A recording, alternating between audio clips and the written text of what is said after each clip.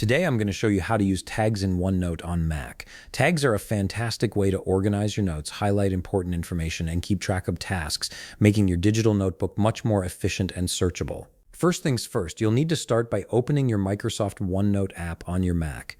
Once you've launched the application, go ahead and load into the notebook you want to work with.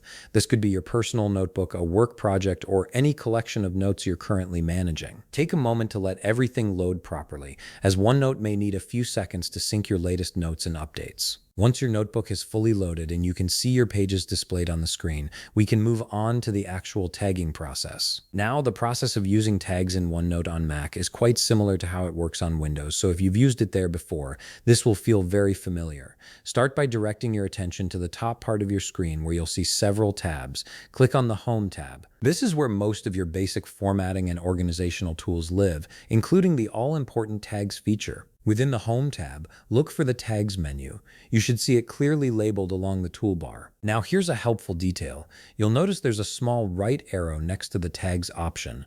Simply click on that right arrow and you'll be presented with a drop-down menu showing all the available tags you can use in OneNote. These tags include options like to-do checkboxes, important markers, question marks, star ratings, and many more. Each tag serves a different purpose, helping you categorize and prioritize your notes effectively. Now comes the practical part, actually applying a tag to your content. To add a tag to your notebook page, you first need to highlight the specific text or task you wish to insert a tag with.